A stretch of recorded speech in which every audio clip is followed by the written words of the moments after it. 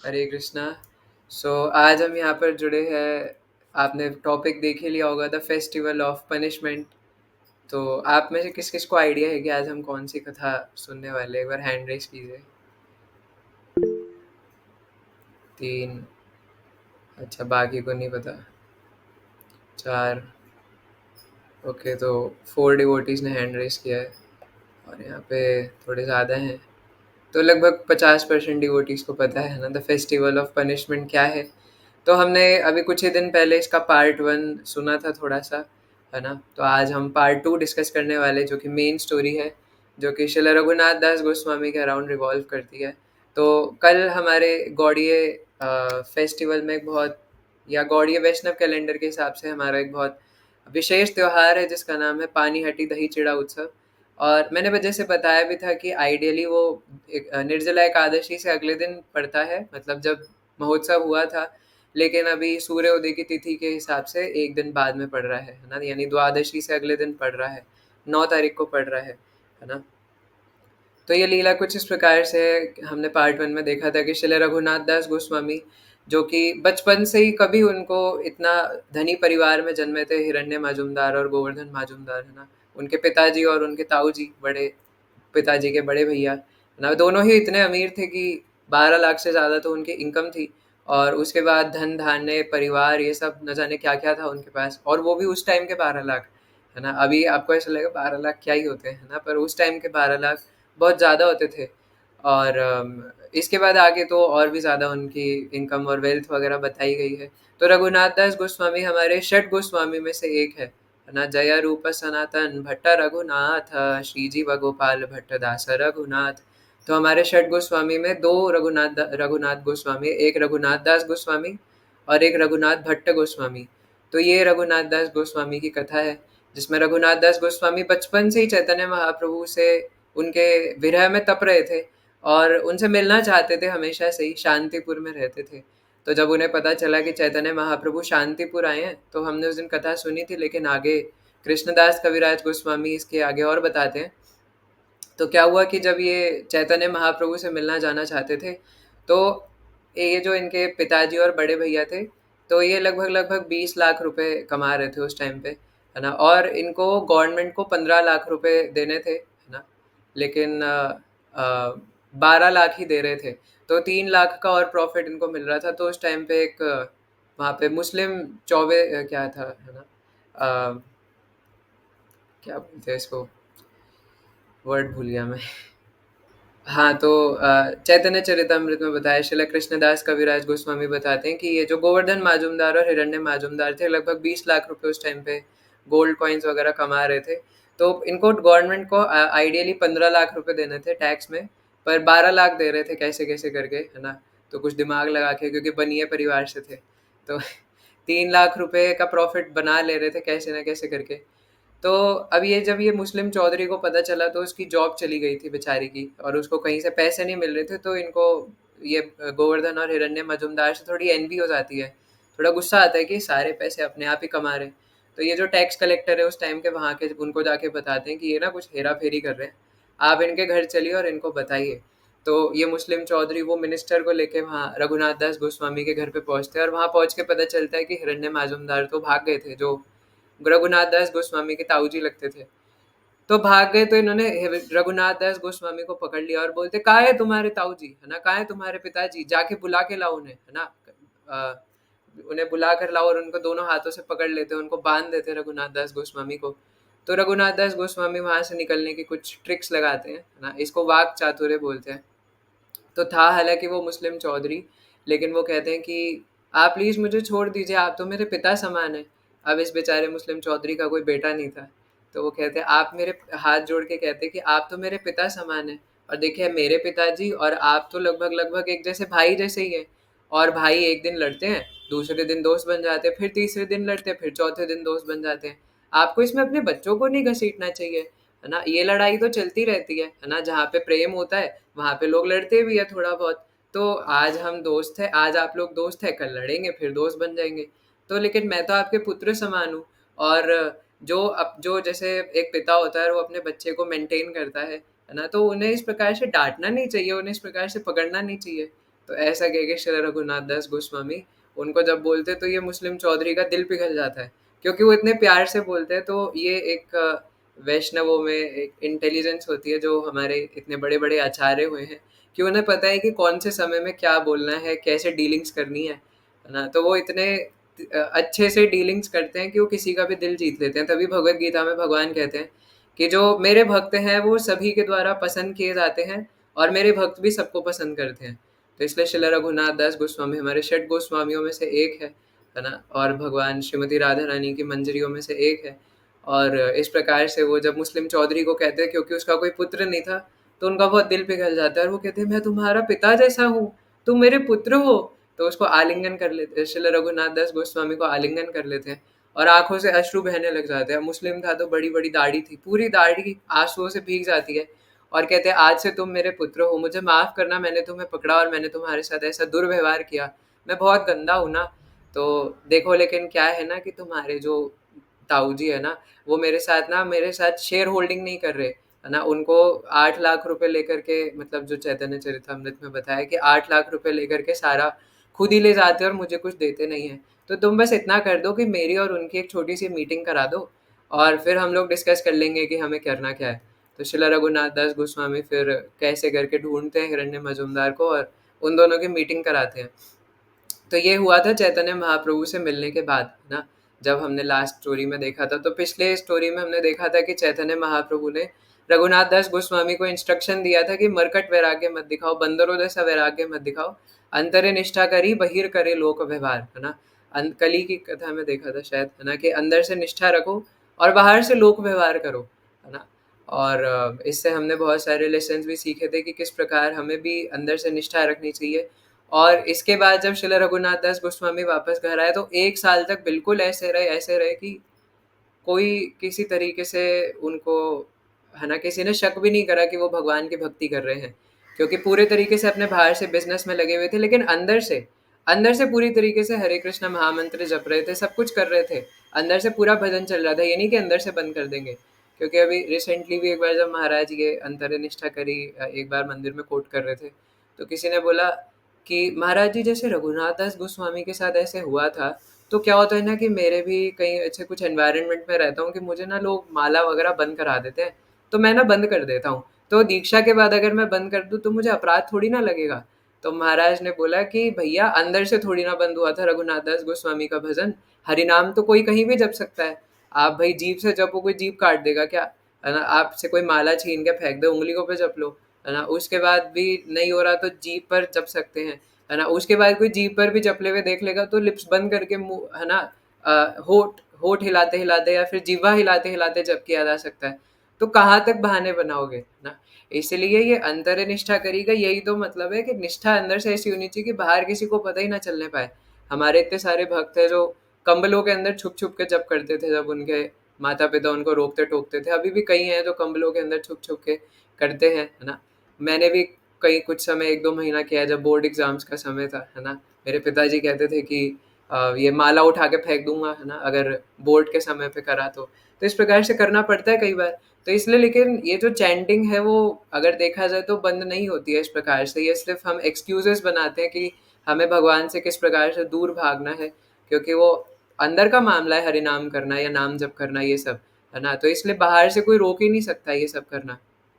कहाँ तक रोकेंगे, है ना। कोई जैसे घर पे अगर पेरेंट्स का इशू है तो उनके जगने से पहले करें या उनके रात को सोने के बाद करें, है ना। तो इस प्रकार से कई सारे अलग अलग मेथड्स निकाले जा सकते हैं भगवान के नाम का जप करने के लिए।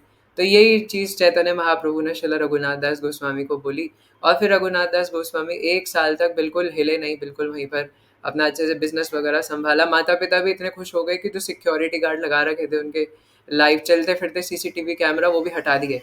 उन्होंने बोला अब तो ये सुधर चुका है ना, लगता है कि अब ये भी बिजनेस करना चाहता है। अब उन्हें क्या पता, वो अंदर से अभी भी तप रहे हैं महाप्रभु के लिए। वो अभी भी बस यही सोच रहे कैसे भाग जाऊं, कैसे करूं, क्या ना करूं, बस उनके दिमाग में यही चल रहा है। क्योंकि जो सचमुच में भगवान से प्रेम करता है वो इसके अलावा और कुछ सोच ही नहीं सकता, चाहे कुछ भी हो जाए, चाहे आग लग जाए, तूफान आ जाए, वो हमेशा भगवान का ही चिंतन करेगा, है ना। हमारा तो इधर उधर भटक जाता है, लेकिन जो हमारे आचार्य हुए हैं उनका नहीं भटकता। तो इस प्रकार श्रील रघुनाथ दास गोस्वामी पूरी तरीके से महाप्रभु के प्रेम में डूबे हुए थे। और उसके बाद फिर पहले मतलब उनके एक अप्सरा जैसी लड़की से शादी करा दी थी, है ना, उनके माता-पिता ने श्री रघुनाथ दास गोस्वामी से। लेकिन उससे भी उनको बिल्कुल आसक्ति नहीं थी, है ना? तो अब देखिए उनके पास धन भी ऐसा था कि कोई कमी नहीं है एकदम, जिसको आजकल के ज़माने में अंधा पैसा लोग कहते हैं, है ना? बिल्कुल वैसा।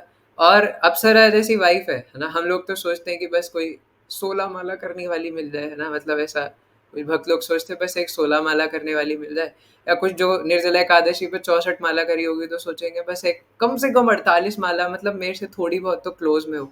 मेरे जैसी ना हो कि मेरे से ज़्यादा ही कर ले, है ना? पर कम से कम मेरे बराबर तो हो, है ना? या थोड़ी बहुत नीचे हो, है ना? थोड़े अच्छे क्वालिटीज़ हो, गुण हो, है ना? तो इतने एक्सपेक्टेशंस हाई होते हैं। और उनके साथ तो ऐसा था कि उनको मतलब, और उसमें भी हम लोग ये भी सोचते हैं कई बार भक्त लोग कि सुंदर भी हो, है ना? अब कोई मोटी जैसी हो, भैंस जैसी, तो उससे थोड़ी ना शादी करेंगे। तो कोई हो, है ना, सुंदर-सी, पतली-सी, और उसके बाद भजन भी अच्छे से करे। तो ये तो आजकल के एक्सपेक्टेशंस होते हैं माता जी, प्रभु जी दोनों के ही। लेकिन रघुनाथ दास गोस्वामी को अप्सरा जैसी लड़की से शादी कराई, उनसे भी उनको आसक्ति नहीं थी। तो जैसे श्रीमद् भागवतम में भी श्रील प्रभुपाद कोट करते हैं और कई जगह पे बताया है कि इस संसार में 2 चीज़ें व्यक्ति को बाँधती है, कंचन और कामिनी, धन और स्त्री, है ना? यही सबसे बड़े संसार में दोनों बंधन के कारण हैं। लेकिन दोनों ही श्रील रघुनाथ दास गोस्वामी को बाँध नहीं पाए। तो उसके बाद 1 साल तक तो उन्होंने कुछ नहीं किया, एकदम घर पे रहे। लेकिन 1 साल बाद फिर वो भागने की कोशिश करते कई बार, जब उन्हें पता चलता है कि महाप्रभु वापस आ रहे हैं, है ना? तो भागने की कोशिश करते, थोड़ी दूर जाते उनके पिताजी उनको फिर पकड़ के ले आते थे। तो भाग नहीं पा रहे थे, कितनी बार उन्होंने भागने की कोशिश करी। तो उनकी माता कहती थी कि इनको ना लोहे की चेन से बाँध दो, इनको रस्सियों से बाँध दो। तो जो उनके पिताजी थे गोवर्धन माजुमदार, वो कहते हैं कि जब इनको कंचन और कामिनी नहीं बाँध पाए, तो तुम्हें लगता है कि इनको रस्सियाँ और लोहे की चेन्स बाँध पाएँगी? वो चैतन्य चंद्र के एकदम बहुत बड़े दास बन चुके हैं। चैतन्य चंद्र ने इनका पूरा दिल जो है वो चुरा लिया है। ना, जैसे हम लोग कई बार अपने टी-शर्ट्स पे लिखते हैं ना, I lost my heart in Vrindavan, है ना? तो उनके ऊपर रहता था कि I lost my heart to Shri Chaitanya Mahaprabhu. तो चैतन्य महाप्रभु को वो दिल दे चुके थे। अब तो जब उनको इतनी बड़ी एक स्त्री नहीं बाँध पा रही, एक हम लोग देखते हैं सौवरी मुनि की कथा आती है 9वें स्कंद भागवत में, है ना? कि उन्होंने 60,000 साल तक पानी के नीचे तपस्या करी, और 60,000 साल बाद आँखें खुली तो देखा कि सामने कुछ मछलियाँ मेट कर रही हैं, है ना? और उनको मछलियों को देख कर के शादी कर ली, है ना? मछलियों को देख कर के 50-100 शादी कर ली और इतने सारे बच्चे पैदा करे। अब कोई बोले, है ना, जैसे महाराज इसमें बता रहे थे कि कोई बोले कि मेरा ना बड़े वाले मोबाइल से काम नहीं चल रहा, कीपैड वाला मोबाइल रखूँगा। सौबरी मुनि के पास तो लैंडलाइन भी नहीं था, है ना? और वहाँ पे सोचे कि शहर छोड़ के गाँव में चले जाऊँगा तो पानी के नीचे बैठे थे, है ना? सोचे कि स्त्री संग नहीं करूँगा, उन्होंने तो मछलियों को देखा था सिर्फ़, और मछलियों को देख कर के उन्होंने 50 से ज़्यादा शादियाँ कर ली। तो इसलिए कोई ये जो भगवान की माया शक्ति काम है, इससे बच नहीं सकता, क्योंकि श्रीमद् भागवतम में बताया गया है, भगवान खुद कहते हैं इस बात को, आई गेस कपिल मुनि कहते हैं माता देवहूति को, है ना? कि तीसरे स्कंद भागवत में कि जो स्त्रियाँ हैं उनको मेरी माया का स्वरूप समझना चाहिए। मतलब अगर आपके सामने स्त्री आ रही है, तो वो भगवान की माया का मूर्तिमंत स्वरूप है ना? और भगवान इतना ही नहीं कहते, भगवान कहते हैं कि अगर एक स्त्री सिर्फ़ अपनी ये आईब्रो हिला दे ना, एक आईब्रो ऐसे हिला दे, मुझे आता नहीं है, मतलब एक आईब्रो ऐसे कर दे, किसी प्रभु जी को देख के, तो वो बड़े से बड़ा भी अगर कोई विरक्त महात्मा होगा ना, या कोई बड़े से बड़ा कोई इस संसार का आलीशान महावान होगा, तो उसको भी वो अपने स्तर से गिरा सकती है, सिर्फ़ आईब्रोज़ हिला करके, है ना? उसके बाद अपना बाण चलाना, है ना? वो एक वो इमोजी होता है ना, ऐसे बाण चलाने वाला, वो हार्ट वाला, तो वो चलाने की तो दूर की बात है, वो सिर्फ़ अपनी ऐसे आईब्रोज़ हिलाएगी और बड़े से बड़े विरक्त महात्मा को, किसी को भी वो हिला सकती है। तभी हम देखते हैं कि ऐसे बड़े-बड़े ऋषि मुनियों के पास जब इंद्रदेव को लगता था कि ये तपस्या करके मेरा पद ना छीन ले, तो उनके पास कामदेव से कह करके और अलग-अलग अप्सराओं को भेजते थे। ऐसे ही एक बार नर नारायण ऋषि तपस्या कर रहे थे, वो जो कि साक्षात भगवान के अवतार हैं, है ना? तो इंद्रदेव को पता नहीं था वो साक्षात नारायण के अवतार हैं। तो नर नारायण ऋषि इस प्रकार से तपस्या कर रहे थे, तो उनके पास ये भेजते हैं ना, कामदेव को, और कहते हैं कि जाके इनके ऊपर अटैक करो। तो कामदेव जैसे हम लोगों के ऊपर, तो महाराज जी बता रहे थे कि वो एक सिर वाला बाण चलाते हैं, मतलब एक बाण चलाते हैं, लेकिन उनके ऊपर उन्होंने 5 बाण चला दिए, 5 सिर वाले बाण चला दिए, लेकिन उनको कोई फ़र्क ही नहीं पड़ रहा, वो अपनी जगह पे बैठे हुए हैं, है ना? और ऐसा बताया जाता है कि हम 7th प्लैनेटरी सिस्टम पर हैं, मतलब जो 7th फ्लोर पर है ना, प्लैनेटरी सिस्टम में। और इसमें जैसे हमारे संसार में जो मिस यूनिवर्स होगी, तो उससे भी मतलब जो हमारे से ऊपर वाले प्लेनेटरी सिस्टम की जो स्त्रियां होंगी, उनके ऊपर ऐसे सोचते होंगे क्या यार है ना, क्या देख लिया आज मैंने, किसकी शक्ल देख ली सुबह उठ के हमारे संसार की स्त्रियों को देख के। तो जैसे जैसे ऊपर जाते जाते हैं वो उतने सुंदर होते जाते हैं। तो स्वर्ग की स्त्रियों का तो कहना ही क्या है ना, अगर वो हमारे सामने आ जाए, हमारा तो सारा साध हमारे इसी संसार की स्त्रियों में दिमाग खराब हो जाता है ना। तो उस संसार जो स्वर्ग की स्त्रियां, अगर वो अप्सराएं तकादिन धा कर दे आके सामने, है ना, तो पूरा साधना की बैंड बज जाए। लेकिन नर नारायण ऋषि के सामने भेजा, उनको कोई फर्क ही नहीं पड़ा, वो वहीं पर बैठे रहे। तो इंद्रदेव आए फिर वहां पे देखने के लिए कि क्या चल रहा है। और नर नारायण ऋषि ने बोला कि क्यों इंद्र, है ना, क्या हो गया, मुझे देखने आए थे, है ना। तो बोलते हैं कि तुम्हारे तुम्हारे पास ज़्यादा कुछ है नहीं, है ना, मैं तुम्हें कुछ गिफ्ट देता हूँ, है ना, तुम्हारे पास तो अच्छा माल मटेरियल है नहीं, तुमने लगा लिया अपना सब कुछ मेरे को भटकाने के लिए। तो फिर नर नारायण ऋषि अपनी जंघा से, है ना, अपनी थाइस से कुछ अप्सराओं को प्रकट करते हैं, और उसमें से आती है उर्वशी, है ना। तो फिर वो उर्वशी को देख के इंद्रदेव तो पागल हो जाते हैं, वहाँ पे जितनी स्वर्ग की अप्सराएं होती है वो देख करके उर्वशी को पागल हो जाती हैं, है ना। तो इस प्रकार हम देख सकते हैं कि ये जो कंचन और कामिनी है, धन और स्त्री, दोनों ही इतने खतरनाक है कि अगर हम उनके सामने जाके बोले कि आ बैल मुझे मार, तो पक्का मरेंगे, है ना। और नहीं भी बोलते तो भी मरते हैं, है ना। तो जैसे हरिदास ठाकुर के सामने तो कितनी सारी प्रोस्टिट्यूट्स भेजी, साक्षात माया देवी आ गई प्रोस्टिट्यूट बन के, फिर भी वो हिले नहीं, बल्कि उल्टा वही हरे कृष्णा डिवोटी हो गए, वही खुद ही नाम जप करने लग गए। लेकिन हमारे सामने ऐसा कुछ हो जाए तो हमारा पूरा भजन बंद हो जाता है। तो ये चीज़ हम श्रील रघुनाथ दास गोस्वामी के केस में देख सकते हैं कि उनको अप्सरा जैसी स्त्री से शादी करा दी गई, धन संपत्ति की कोई कमी नहीं थी, फिर भी वो ये सब छोड़ के भागना चाहते थे। एक रंच मात्र उनको आसक्ति नहीं थी ये सबसे, उनकी आसक्ति थी सिर्फ महाप्रभु के चरणों में, है ना। तो इस सब से हमें, अगर हम ऐसे भक्तों की सेवा करें, अगर उनसे याचना करें, तो शायद हम 1% है ना उनके जैसे बन सकते हैं और डिटैच हो सकते हैं संसार से। तो इस प्रकार श्रील रघुनाथ दास गोस्वामी का मन पूरे तरीके से निताई चैतन्य के चरणों में रमा हुआ था। तो ऐसे ही एक दिन करते करते फिर उन्हें पता चला, किसी ने आके बताया कि रघुनाथ दास गोस्वामी, आपको पता है श्री नित्यानंद प्रभु पानीहाटी धाम आए हैं। और ये शांतिपुर में रहते थे, तो बस गंगा के उस पार पानीहाटी धाम था, ये शांतिपुर बीच में गंगा, और उस पार थोड़ा सा दूर जाके, मतलब ज़्यादा दूर नहीं, बस बोट से पार करेंगे थोड़ा सा चल के और पानीहाटी धाम आ जाएगा।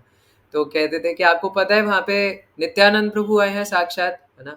तो रघुनाथ दास गोस्वामी सुन करके कहते हैं, नित्यानंद प्रभु पानीहाटी धाम में, वो तो इतना पास है, बस यहाँ से बोट पार करो और वहाँ पे पहुँच जाओ।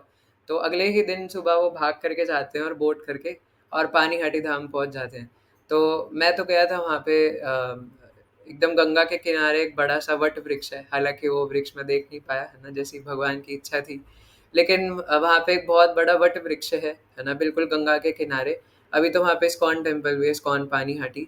तो बिल्कुल उसके जस्ट बराबर में गोविंदास के सामने बड़ा सा वट वृक्ष है, जिसके नीचे नित्यानंद प्रभु एक पाषाण के ऊपर, एक पत्थर के ऊपर, बड़ा सा पत्थर था, है ना, उसके ऊपर बैठे हुए थे, और एक पैर ऊपर करके और एकदम, है ना, स्टाइल में। और नित्यानंद प्रभु इस प्रकार से बैठे हुए चमक रहे थे जैसे करोड़ों सूर्य एक साथ वहां पर रख दिए हों। क्योंकि ऐसा बताया गया है कि नित्यानंद प्रभु की जो अंग कांति है वो सफेद नहीं है ना। कई बार हम लोग देखते हैं कि इस्कॉन में भी जो डॉल्स वगैरह बनाते हैं उसमें महाप्रभु को तो गोल्डन कर देते हैं, लेकिन निताई का जो वर्ण है, अंग कांति है, वो सफेद रखते हैं। पर वो सफेद नहीं है ना। निताई के जो अंग कांति है वो रक्त गौर कलेव रहा है ना, यानी गोल्डन, और उसमें थोड़ा सा रेड टिंज है, मतलब है गोल्डन कलर के, लेकिन थोड़ा सा रेडिश टिंज है उसमें। तो ऐसा निताई का वर्ण है, अंग कांति है। और जब वहाँ पे पाषाण के ऊपर बैठे हुए थे तो ऐसा लग रहा था मानो करोड़ों जो सूर्य है वो एक साथ चमक रहे हो। तो श्रील रघुनाथ दास गोस्वामी तो दूर से जब पहली बार उन्होंने देखा निताई को देख के, तो आंखें फटी की फटी रह गई, अश्रु की धार बहने लगी और मुख फटा का फटा रह गया कि पहली बार निताई के दर्शन किए थे। और आसपास मृदंग बजाने वाले, है ना, बैंड बाजा पार्टी पूरी जो कीर्तन करने बैठी हुई थी, और अलग अलग प्रकार के भक्त वहां पर बैठे हुए थे। निर्जला एकादशी से अगला ही दिन था, है ना, द्वादशी आज ही का दिन था, है ना। तो क्योंकि निर्जला एकादशी के दिन ही महा नित्यानंद प्रभु यहाँ पानीहाटी धाम आए थे, तो आज ही का दिन था, द्वादशी का ही दिन था। तो ये वही दिन है जिस दिन नित्यानंद प्रभु रघुनाथ दास, या रघुनाथ दास गोस्वामी नित्यानंद प्रभु से मिले थे। तो बहुत हजारों की संख्या में भक्तों की भीड़ थी। अब रघुनाथ दास गोस्वामी दूर से, एकदम थोड़ा दूर से नित्यानंद प्रभु को साष्टांग दंडवत प्रणाम करते हैं। तो कुछ नित्यानंद प्रभु के पार्षद बताते हैं कि हे गोसाई, देखिए आपको रघुनाथ दास गोस्वामी दूर से प्रणाम कर रहे हैं। तो नित्यानंद प्रभु कहते हैं, कौन रघुनाथ? तो ये बताते हैं कि रघुनाथ दास गोस्वामी है ना, जो कि इस प्रकार शांतिपुर में रहते हैं, गोवर्धन माजूमदार के पुत्र है और बहुत बड़े डोनर है ना, बहुत ज़्यादा धन दान करते हैं। तो इस प्रकार से नित्यानंद प्रभु बोलते हैं, चोर कहीं का, है ना, आज मैं इसे दंड दूंगा। देखो कैसे दूर से चोरी करता है। अब ये सवाल आ सकता है कि नित्यानंद प्रभु ने उन्हें चोर क्यों बोला, तो ये हम आगे देखेंगे, इसके लिए आपको एंड तक बने रहना पड़ेगा, है ना। तो थोड़ा सस्पेंस है कि नित्यानंद प्रभु ने आखिर उन्हें चोर क्यों बोला, जिनको कथा नहीं पता, जिनको पता है वो चुप रहेंगे। तो नित्यानंद प्रभु ने उन्हें बोला कि चोर है, अब मैं इसको दंड दूंगा, इधर आओ। तो रघुनाथ दास गोस्वामी ने सोचा कि पता नहीं ऐसे क्यों बोल रहे हैं निताई, है ना, मुझे क्या दंड देंगे, मारेंगे डांटेंगे, न जाने क्या करेंगे। तो डर के मारे जा नहीं रहे थे नित्यानंद प्रभु के पास। तो नित्यानंद प्रभु ने बोला पकड़ के लाओ उसको। अब सोचो कितनी बड़ी कृपा है। तो पार्षदगढ़ जाते हैं और जबरदस्ती रघुनाथ दास गोस्वामी को पकड़ते हैं और धक्का मार के नित्यानंद प्रभु के पास लाते हैं। और जैसे ही निताई के पास आते फिर से झुक जाते हैं निताई के चरणों में, और नित्यानंद प्रभु अपने दोनों चरण उठा के रघुनाथ दास गोस्वामी के सर पे रख देते हैं। अब ये पनिशमेंट थी या कृपा, ये तो नित्यानंद प्रभु ही जाने, है ना, कि दंड दे रहे थे या मजाक कर रहे थे या कृपा दे रहे थे। फिर नित्यानंद प्रभु थोड़ा हंस करके मजाक में कहते हैं कि अब मैं तुम्हें दंड दूंगा, ये तो बस, है ना, अभी दंड दिया थोड़ी ना, ये तो फॉर्मेलिटी थी, अभी तो मैं तुम्हें असली दंड दूंगा। देखो अब तुम्हें करना क्या है दंड के रूप में। अब तुम्हें दंड में, अभी अभी मैं बाद में बताऊंगा कि क्यों चोर बोला था, लेकिन पहले दंड डिस्कस कर लेते हैं, है ना। तो दंड तुम्हारा ये है कि तुम्हें जितने भी मेरे पार्षद है, जितने भी एसोसिएट्स है, उनको फीस प्रसाद खिलाना पड़ेगा। आज तो रविवार भी है, तो उनको लव फीस्ट खिलाना पड़ेगा। तो सबका ये सुन के आंखों में, है ना, चार चांद लग जाते हैं कि वाह, आज तो द्वादशी का दिन है और अब रघुनाथ दास गोस्वामी फीस्ट करेंगे। और रघुनाथ दास गोस्वामी इतने धन धान्य परिवार से हैं, तो वो तो क्या ही लव फीस्ट करेंगे, है ना। तो हम जैसे लोग तो पता नहीं क्या खिचड़ी विचड़ी थोड़ा सा खिला दे, लेकिन रघुनाथ दास गोस्वामी करेंगे। तो नित्यानंद प्रभु ये भी बताते कि बनाना क्या है ना। नित्यानंद प्रभु कहते हैं आपको रसोई में जाने की जरूरत नहीं है, कुछ करने की जरूरत नहीं है, चूल्हा भी जलाने की जरूरत नहीं है। आपको क्या करना है, आपको दही चिड़ा बनाना है। तो आइए आप जानते हैं दही चिड़ा बनाने की रेसिपी, है ना। आप लोग कल बना करके और नित्यानंद प्रभु को भोग लगा सकते हैं। तो दो रेसिपीज है। तो सबसे पहले तो रघुनाथ दास गोस्वामी इसको सुन करके बहुत आनंदित हो गए और बड़े बड़े मिट्टी के बर्तन मंगाते हैं। तो 200 से 400 का वर्णन आता है चैतन्य चरितमृत में। छोटे छोटे नहीं, बड़े बड़े, कमरे के साइज जितने बड़े बड़े 200-400 मिट्टी के बर्तन मंगाए जाते हैं। और उसमें 6-7 मिट्टी के बर्तन अलग होते हैं, वो थोड़े और एक्स्ट्रा ऑर्डिनरी साइज के होते हैं। और 200-400 जो है वो थोड़े मीडियम साइज, मतलब जो बड़े वाले हैं उनसे थोड़े से छोटे होते हैं, लेकिन वो भी बड़े ही होते हैं, मतलब इतने बड़े नहीं, बहुत बड़े होते हैं। तो सबसे पहले कुछ ब्राह्मण लोग क्या करते हैं कि चिड़ा लेकर के उसको गर्म दूध में भिगोते हैं। जो 6-7 मिट्टी के बड़े बर्तन थे, उसमें पहले गर्म दूध के अंदर चिवड़ा को भिगो देते हैं। पोहा, है ना, चिड़ा मतलब हमारी भाषा में जैसे चिवड़ा या पोहा कहते हैं, बाकी आप लोग यहाँ पता नहीं क्या क्या कहते हैं। तो उस चिवड़ा को लेकर के और गर्म दूध में भिगो देते हैं। फिर जब वो भीग जाता है पूरा अच्छे से, तो उसके 2 सेट बनाते हैं, 2 रेसिपी बनेंगी। तो पहले एक को निकाला, अलग किया, फिर उसमें मिलाया चीनी, केला और दही, है ना। बस ये 3 चीज़ें मिलानी है, दही, चीनी, केला।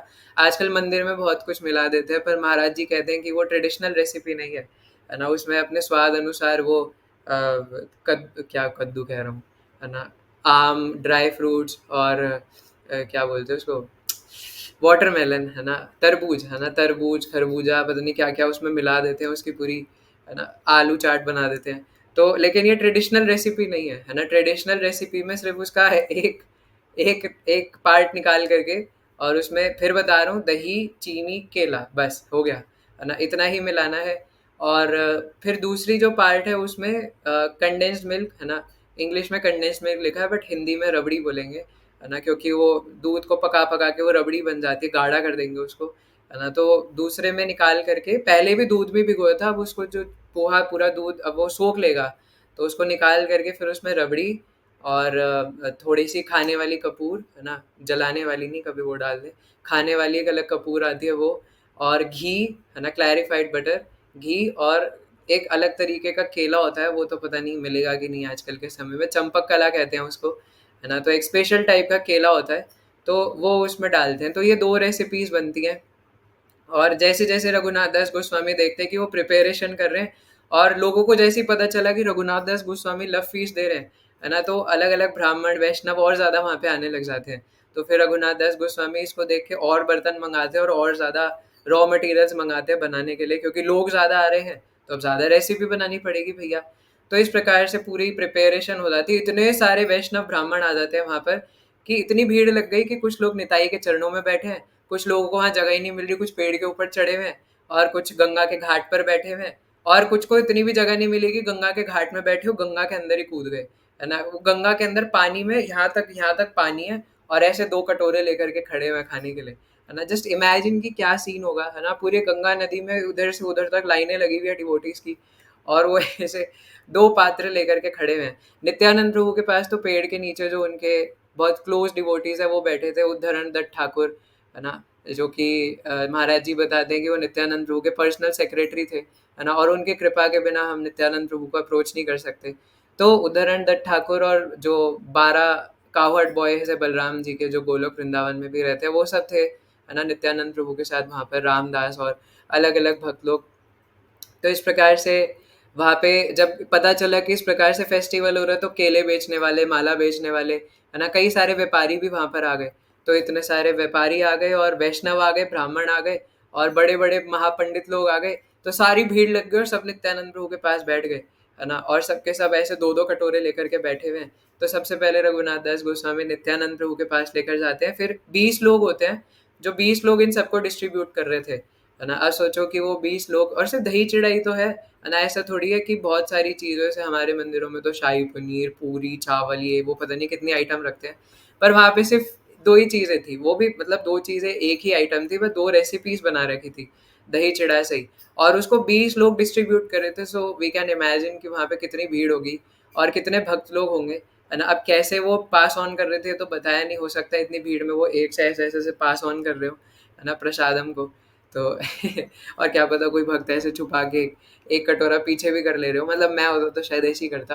पर वहाँ पे सब दिग्गज दिग्गज वैष्णव बैठे हुए थे नित्यानंद प्रभु के पास, और राघव पंडित का वहीं पर भवन है ना पास में, मतलब इस्कॉन पानीहाटी से थोड़ा सा आगे चलकर लगभग 200 मीटर, है ना, इतना होगा 200 मीटर चल करके, और वहीं पे राघव पंडित का भी भवन है।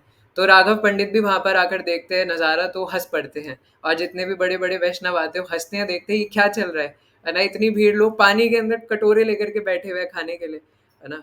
तो नित्यानंद प्रभु भी देखकर हंसते हैं और उनको बड़ा आनंद आता है। फिर नित्यानंद प्रभु कहते हैं, नमो महावदन्याय कृष्ण प्रेम प्रदायते कृष्णाय कृष्ण चैतन्य नामने गौरत विषे नमः।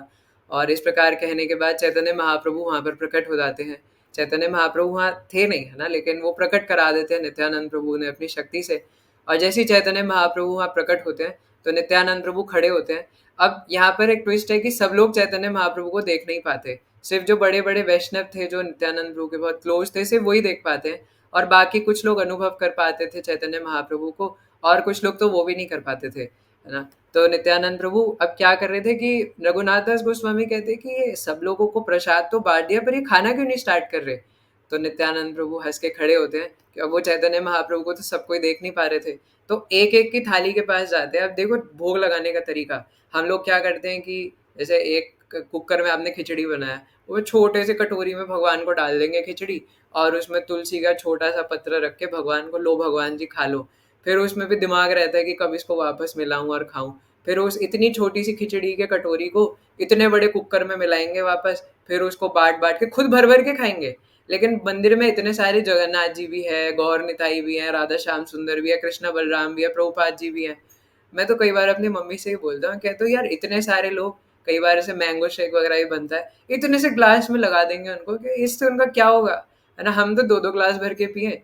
तो कई बार ऐसे क्या होता है कि बेल का जूस बनता है भिगोने में, तो मम्मी ग्लास में देते हैं, हम पूरा भिगोने ही ले जाके उनके सामने रख देते, लो पी लो, खुद निकालो और पी लो।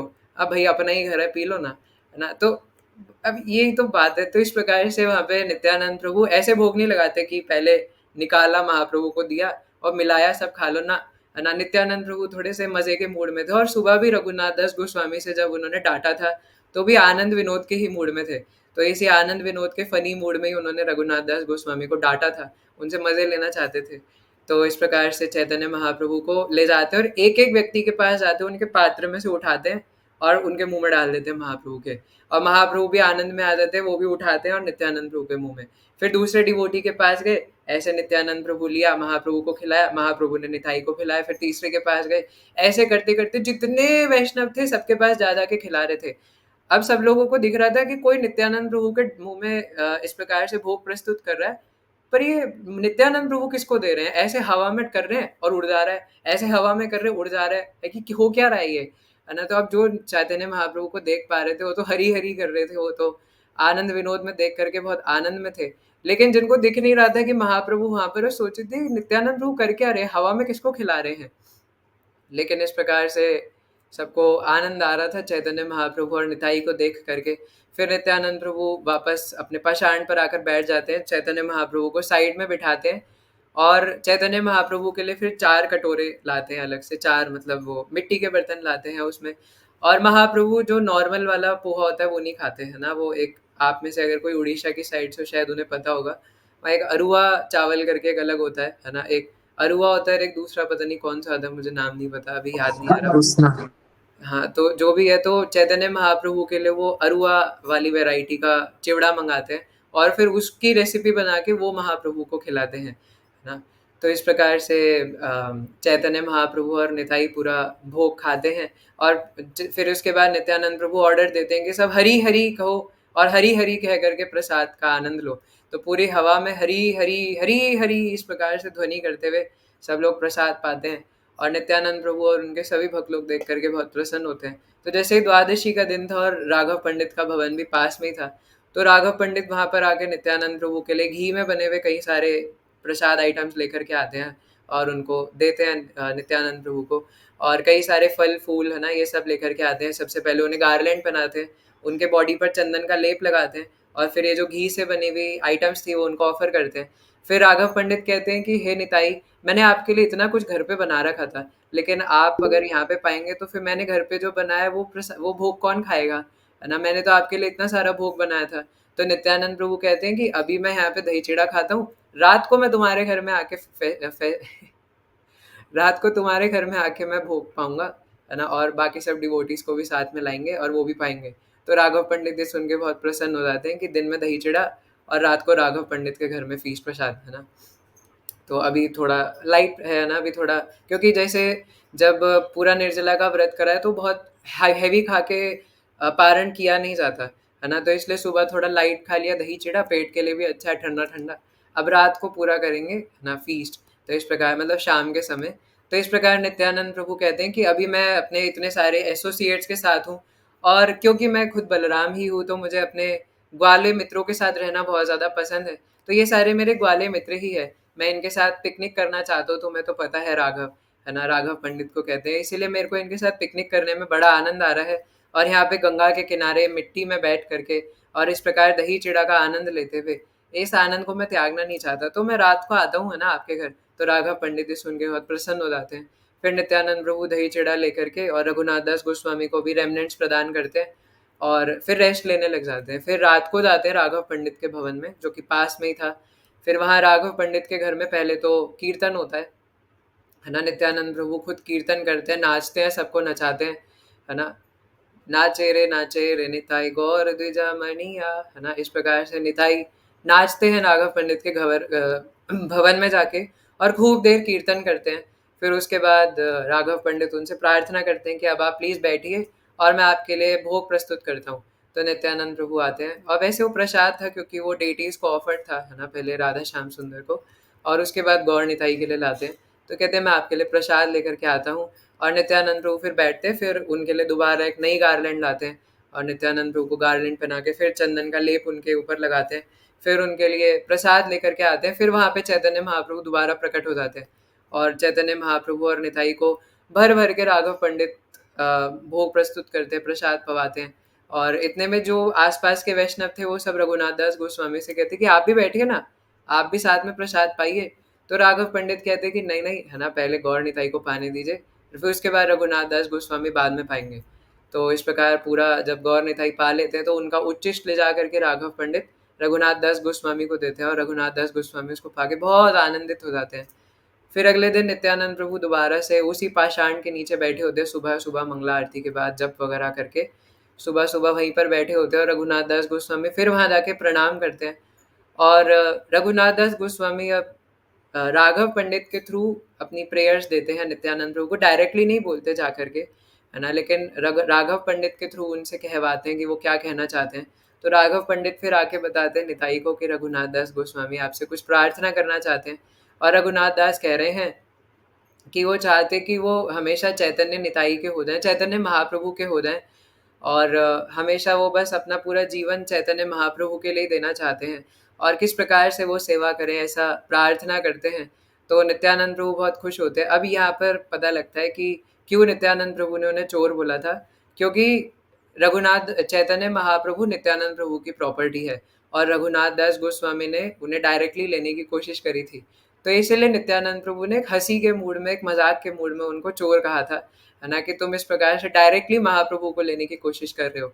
इसलिए श्रील वृंदावन दास ठाकुर चैतन्य भागवत के अंदर कहते हैं, अमारा प्रभु र प्रभु श्री गौरांग सुंदर, ए बड़ा भरोसा धरे चित्ते निरंतर, कि मुझे बड़ा भरोसा है कि महाप्रभु मेरे प्रभु के प्रभु है, क्योंकि मेरे प्रभु तो निताई है और मेरे प्रभु के प्रभु है महाप्रभु।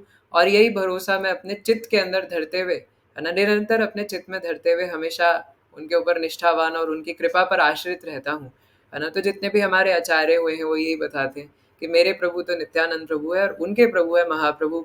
तो नित्यानंद प्रभु की कृपा से हमें शायद चैतन्य महाप्रभु मिल सकते हैं। तो नित्यानंद प्रभु रघुनाथ दास गोस्वामी को आश्वासन देते हुए कहते हैं कि चैतन्य महाप्रभु आपसे बहुत प्रसन्न है, और कल आपने जब फीस प्रसाद किया तो चैतन्य महाप्रभु खुद वहाँ पर उपस्थित थे, और सबसे पहले उन्होंने ही भोग पाया और उसके बाद सबको अपने रेमनेंट्स प्रदान करे। तो चैतन्य महाप्रभु की आपके ऊपर परम कृपा है, और आप जल्दी ही अब अपनी फैमिली लाइफ से भी छूट जाओगे, है ना। अब आप सभी आसक्तियों से मुक्त हो, सभी चीज़ों से मुक्त हो, और आपके ऊपर चैतन्य महाप्रभु की पूर्ण कृपा है। तो इस प्रकार से रघुनाथ दास गोस्वामी की आंखों से अश्रुधार बहने लगते हैं, और वो निताई के चरणों में गिर करके प्रणाम करते हैं, है ना। और फिर उसके बाद फिर विदा लेते हैं और जाने लगते हैं वापस शांतिपुर की तरफ। तो पहले राघव पंडित के भवन में जाते हैं। वहाँ पे राघव पंडित अपने डेटीज को ऑफर्ड माला रघुनाथ दास गोस्वामी को पहनाते हैं, और उनको जो उनके बॉडी पर लगाया हुआ चंदन था वो प्रसाद रूप में देते हैं, और घर पे जाने के लिए भी रास्ते के लिए बहुत सारा प्रसाद राघव पंडित उनको देते हैं। फिर रघुनाथ दास गोस्वामी राघव पंडित को 100 सोने के सिक्के और 7 तोला सोना, है ना, उस टाइम का, तो वो नित्यानंद प्रभु के ट्रेजरी के लिए देते हैं, और कहते हैं कि आप नित्यानंद प्रभु को अभी मत बताइएगा, जब मैं घर पहुंच जाऊं तब आप बताइएगा नित्यानंद प्रभु को, है ना, अभी मत बताइएगा मेरे सामने। तो रघुनाथ दास गोस्वामी सामने से ही नहीं दिखाना चाहते थे। तो और उसके बाद फिर वो कहते हैं कि मैं सभी जितने भी उपस्थित वैष्णव हैं उनको भी कुछ दक्षिणा देना चाहता हूँ। तो उनके लिए भी वो 100 सोने के सिक्के और 2 किलो सोना निकालते हैं, और बोलते हैं कि इन सबको आप अपने अपने हिसाब से अलग अलग डिवाइड कर दीजिएगा कि किसको कितना देना है।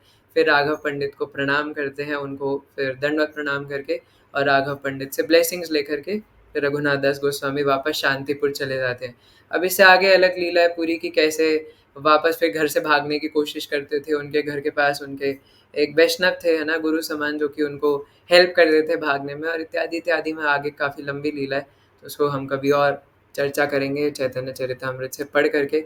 लेकिन यहाँ पर एक काफ़ी इम्पोर्टेंट पॉइंट मुझे लास्ट में लगा कि किस प्रकार श्रील रघुनाथ दास गोस्वामी छुप छुप करके बोल के, है ना, कि नित्यानंद प्रभु को आप मेरे जाने के बाद बताइएगा, है ना, मतलब सामने नहीं करना चाहते थे कुछ भी। तो जैसे वही एग्जाम्पल कि हमें नमक के समान बनना है ना, कि सेवा कर रहे हैं लेकिन सेवा के लिए कभी भी हमें इच्छा नहीं रखनी कि इसके लिए मुझे एप्रिसिएशन मिले, बल्कि वो तो बताना ही नहीं चाहते थे कि उन्होंने किया है। तो घर जाने के बाद आप बताइएगा, अभी मत बताइएगा, है ना, सबके सामने। तो ये एक शुद्ध वैष्णव का लक्षण होता है ना, कि वो कोई सेवा करते भी है तो गिनाते नहीं है उस चीज़ को कि मैंने तो इतना किया था, है ना, फिर भी मुझे छोड़ के चला गया, फिर भी इसने मुझे धोखा दे दिया, ऐसा कर दिया, वैसा कर दिया। तो एक शुद्ध भक्त कभी ऐसा नहीं करते हैं, है ना। और हमेशा जो करते हैं क्योंकि उन्हें पता है मैंने भगवान के लिए किया था, मैंने तो भक्तों के लिए किया था, मैंने अपना पार्ट कर दिया, है ना, इसलिए बदले में वो किसी चीज़ की आशा नहीं रखते। ऐसे हमारे भी बहुत सारे भक्त हैं जो महाराज जी को पर्सनली सर्व करते हैं, लेकिन कभी पता भी नहीं लगने देते कि उन्होंने क्या सर्विस किया, लेकिन भगवान पता लगवा देते हैं। क्योंकि जो जितना मान प्रतिष्ठा से भागने की कोशिश करता है, भगवान उसको जबरदस्ती मान प्रतिष्ठा दिलवाते हैं। इसका केस हमें मिलता है श्री माधवेंद्र पुरी जी के जीवन में, है ना। जब वो एक बार गोपीनाथ जी के दर्शन करने गए थे, तो खीर चुराई थी उन्होंने, है ना, इसलिए उनका नाम पड़ गया खीर चोर गोपीनाथ। तो उन्होंने माधवेंद्र पुरी जी के लिए जब खीर चुराई, तो माधवेंद्र पुरी जी को लगा अब यहाँ पे गाँव वालों को पता चलेगा कि गोपीनाथ जी ने मेरे लिए खीर चुराई है, तो सब लोग मेरी वाह-वाह करने लग जाएँगे, सोचेंगे मैं बड़ा भक्त हूँ। तो वहाँ से भाग के किसी और गाँव में चले गए, बहुत दूर। और वहाँ पहुँचे तो वहाँ के गाँव में भी पहले ही पता चल चुका था कि ऐसा गोपीनाथ जी ने किया है माधवेंद्र पुरी जी के लिए। गोपीनाथ जी ने एक तरीके से मतलब खुद ही सबको बता दिया था। तो वहाँ जाके सब जय-जयकार करने लगे, "अरे! ये तो माधवेंद्र पुरी जी है, तो वही है जिनके लिए साक्षात गोपीनाथ जी भी खीर चुराते हैं।" तो ये भगवान की लीला है कि जो मान प्रतिष्ठा से भागना चाहता है, भगवान उसको ज़बरदस्ती मान प्रतिष्ठा देते हैं, तो क्योंकि भगवान भी अपने भक्त को ग्लोरीफाई करना चाहते हैं। भक्त भगवान को ग्लोरीफाई करना चाहते हैं और भगवान उस भक्त को ग्लोरीफाई करना चाहते हैं। लेकिन जो मान प्रतिष्ठा पाना चाहते हैं, उस बेचारे को कुछ मिलता नहीं है ना? तो मेरे जैसे जो मूर्ख होते हैं, उनके मन में रहता है कि मान प्रतिष्ठा चाहिए, और ये ऐसी सटल डिज़ायर है कि बाहर से दिखा सकते हैं कि नहीं चाहिए, बोल सकते हैं कि नहीं चाहिए, पर वो अंदर छुपा होता है। तो आज मैं पढ़ रहा था, श्रील भक्ति विनोद ठाकुर बता रहे थे कि सिर्फ़ अनेक श्लोक कंठस्थ कर लेने से, गा लेने से, प्रचार कर लेने से कोई इस मान प्रतिष्ठा की इच्छा से या भावना से बच नहीं सकता। इसके लिए शुद्ध वैष्णवों को जो मान प्रतिष्ठा से मुक्त हैं, उनको सर्व करना पड़ेगा। जब तक सर्व नहीं करेंगे तब तक नहीं जाएगा। क्योंकि श्लोक कंठस्थ करना और प्रचार करना तो और खतरनाक है ना? उससे तो मान प्रतिष्ठा उल्टा बढ़ेगी, कम थोड़ी ना होगी, है ना? और आजकल तो ये होता भी है। इसलिए श्रील हरिहर महाराज तो कई बार डाँट रहे। एक बार तो हमारे रोहिणी मंदिर में आए थे, मैं थोड़ा दूर बैठा था, तो महाराज ने बोला, "एक तो ना आजकल सबको प्रचारक बनने की पड़ी है, सबको चेले बनाने, काउंसलर बनना है।" तो महाराज के पास एक भक्त बैठे थे, महाराज ने बोला, "करते हो प्रीचिंग?" तो उसने बोला, "नहीं।" उन्होंने बोला, "नहीं।" मैं सोचा अच्छा हुआ मैं वहाँ नहीं बैठा था, है ना? वरना महाराज मेरे से पूछते, "करते हो प्रीचिंग?" अब मैं क्या बोलता, महाराज हाँ महाराज, नहीं महाराज, क्या बोलूँ, है ना?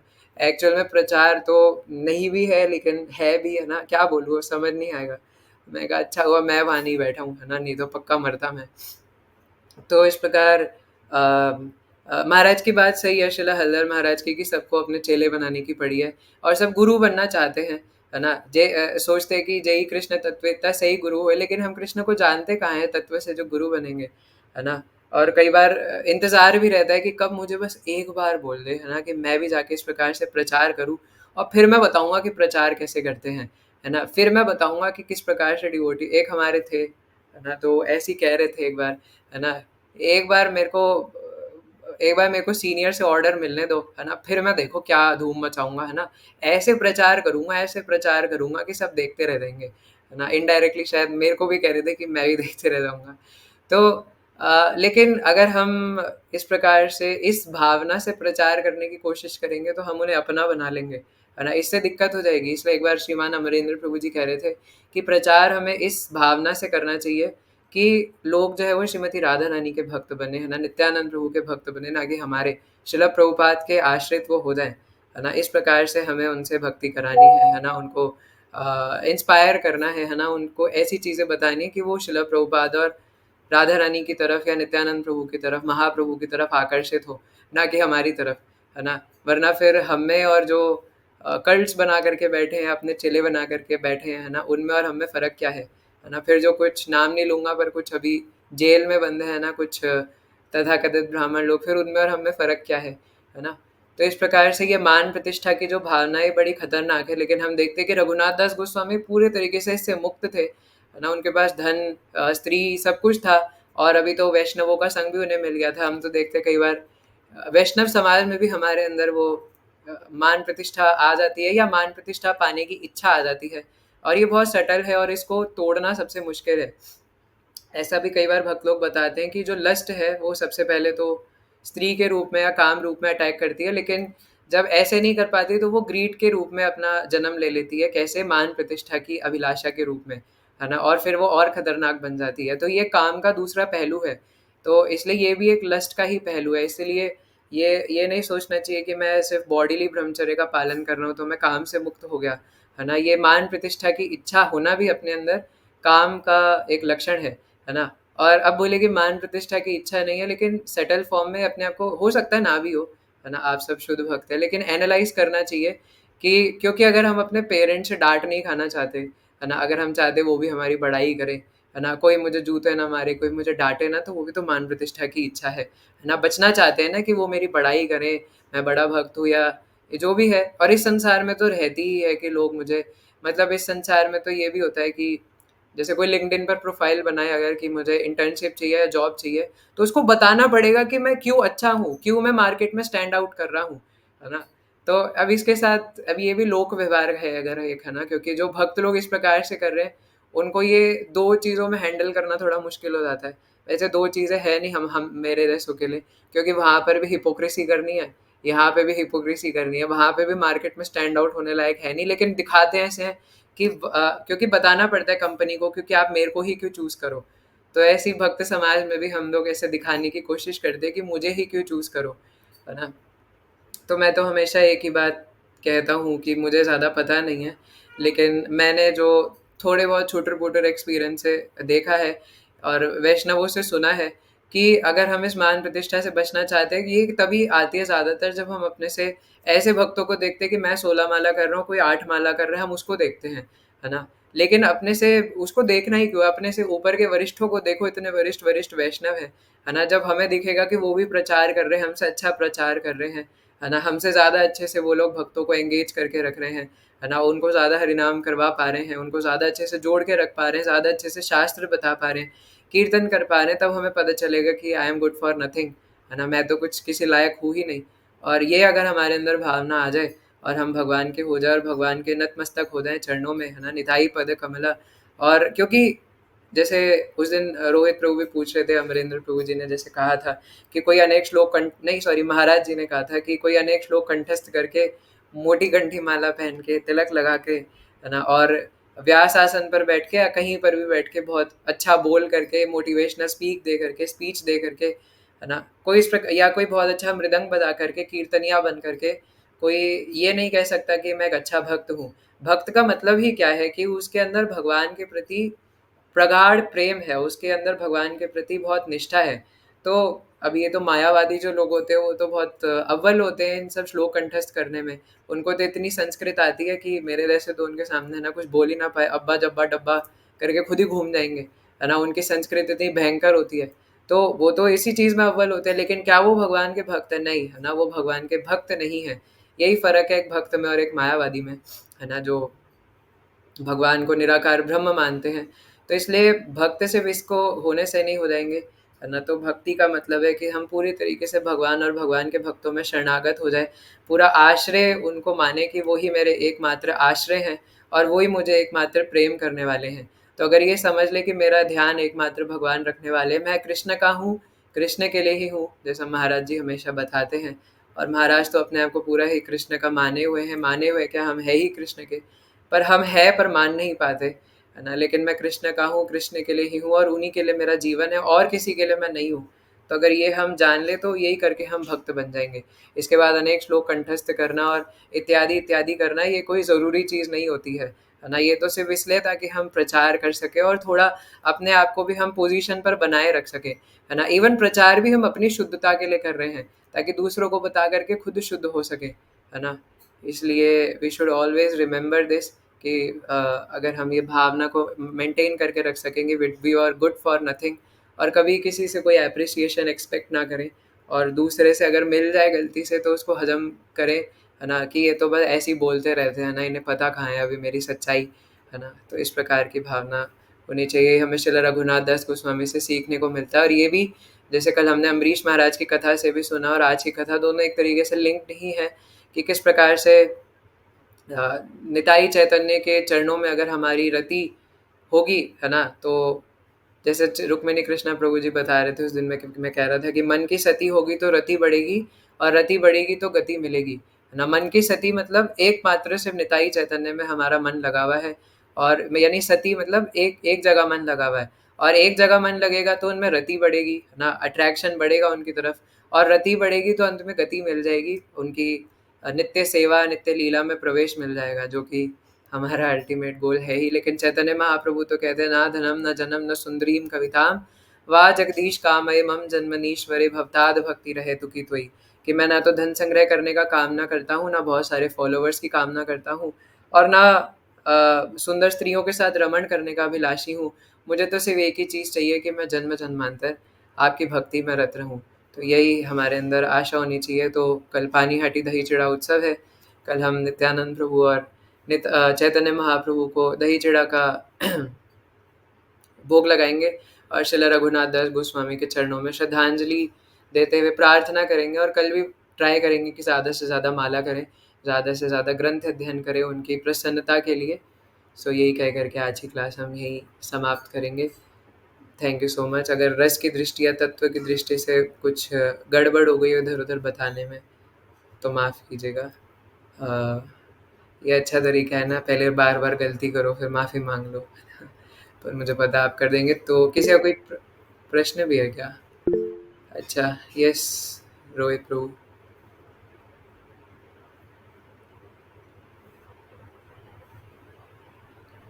खत्म करेंगे 3 बार हरे कृष्ण महामंत्र आप सबकी प्रसन्नता के लिए। हरे कृष्ण हरे हरे कृष्ण कृष्ण हरे हरे कृष्ण कृष्ण हरे कृष्ण हरे कृष्ण हरे हरे, हरे हरे राम राम हरे राम हरे राम राम राम हरे हरे। हरे हरे कृष्ण कृष्ण कृष्ण कृष्ण कृष्ण कृष्ण हरे हरे हरे, हरे राम राम राम राम हरे हरे। हरे हरे कृष्ण कृष्ण कृष्ण कृष्ण कृष्ण हरे हरे, हरे राम राम हरे हरे। राम हरे। श्री शनिताई गौर सुंदर की जय। जय पानी हटी दही चिड़ा महा महोत्सव की जय जय। जय शिला प्रभुपाद की जय। जय आप सबकी जय। जय।